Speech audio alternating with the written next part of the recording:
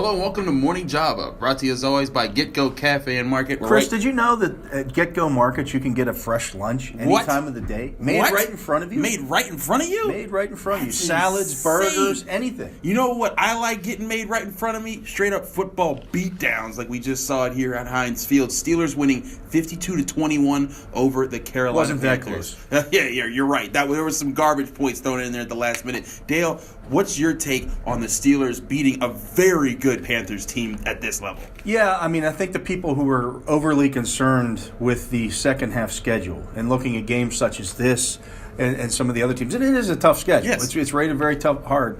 Those people are forgetting the fact that the Steelers are a good football team too. To take that out of the equation. Those teams are all worried about having to play Pittsburgh. Mm-hmm. And so, I think they took care of business tonight. It was a short work week, but that didn't matter. Ben Roethlisberger was as good as I've ever seen him, and I've seen every game the guy's ever started. Yep.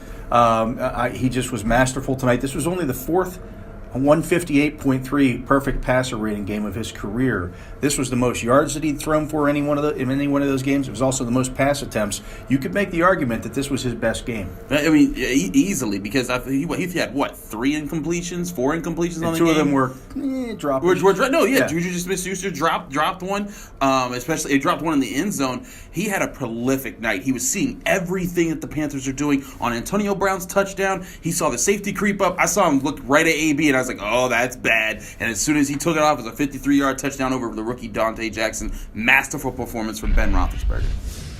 So it's a new year, new season of Wheeling Nailers hockey. There's a lot of changes this year. So roster turnover is pretty common. It's an entirely new team this year. How are they doing? That's always the question. Well, we drive through Wheeling all the time to make it out to Columbus and Cincinnati and everything. And we always look over and we see that thing and we wonder how they're doing. Like, how's the franchise doing? Yeah, the franchise, so the past few years, their attendance has been pretty low in the league. There are teams in the ECHL that do sell out in small markets. I mean, Toledo is always like over 100% capacity. Right. Wheeling, it's not. Their home opener, they had 4,500 people there, which is good. That's good, yeah. Yeah, that's good. I think, the past 2 years, I think they lost a lot of fans the team was bad. The team was bad. A lot of off the ice stuff. Things are going in the right direction. There's a brand new head coach. He's a good guy by all accounts. I mean, the team staff I've talked to, they all love him. I've talked to a lot of the players, and I won't even ask about the head coach. They'll go out of their way to be like, oh, and Mike Bavis, he's he really cares about all of us as people. And so I think, it's a brand new team. They're not playing super well, but I think they're in the right direction. I think things will come together. I just wonder why, in general, because if you look around this market, meaning the broader minor league hockey market around here, you have, this isn't minors, it's juniors, but Johnstown has the Tier 2 junior team. Youngstown has the USHL team. Wheeling really should be if you will, the Altoona curve of the region. Yeah, do you know what I mean? Yeah, I don't know why more Penguins fans don't go to games. It's an hour drive. You can do it in a day. It's $5 to park, $15 to get in. Is it fun? Yeah, I've never even been to a Nailers game. Yeah, no, you have to go. It's a small arena. It's nice. It's a nice feel. It's like an older building, but they've renovated it. It's a nice place. The food's good. They have fried Oreos and stuff. Maybe it's that. They have what? They have there's fried everything. Fried Oreos, fried mac and cheese bites. It's incredible. I think that maybe one of the differences, since I made the parallel of the Altoona curve, is that when you're watching the curve that at least a handful of those guys have a chance to make it. Yeah.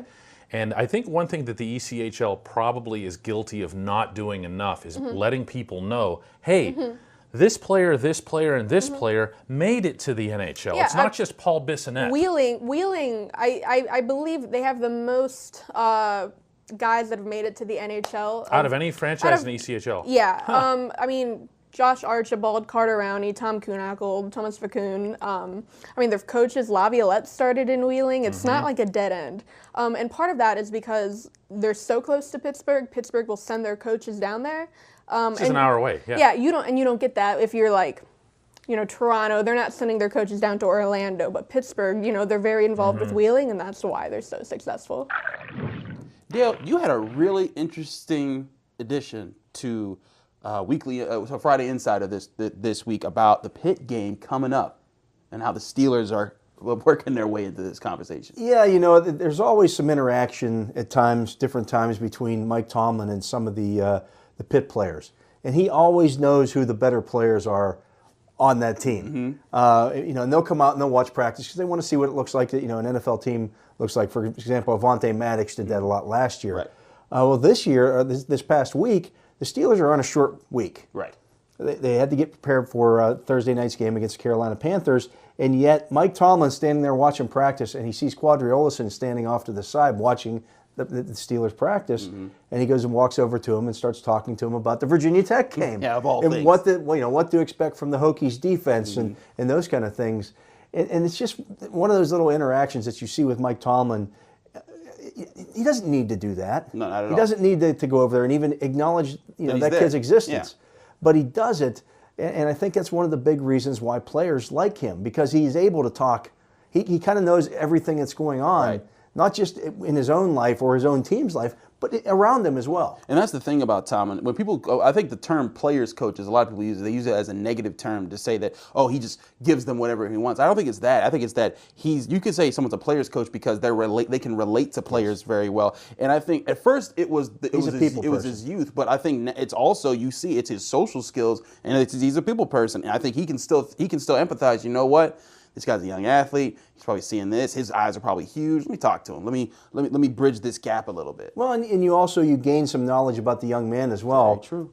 And that can't hurt either, potentially down the road. Well, they already picked up one running back that's leading the way in the NFL. So who knows? Maybe he's looking at another. All right, Taylor. Let's take a minute to talk about sports that you and I have played before. And, I'm sure we both got into doing what we do now because we had interest in it growing up. So what was your first intro into love of sports? I mean, okay, I played soccer when I was 3, 4. I don't know if that has any bearing on what I do today because I know I did it. I don't really remember it, but I know I didn't like it. I think my parents did bring me. I didn't want to be near the other kids. If I had the ball and they would come near me, I would get rid of the ball. It was scary. There's video of me running into a wall. Oh, no.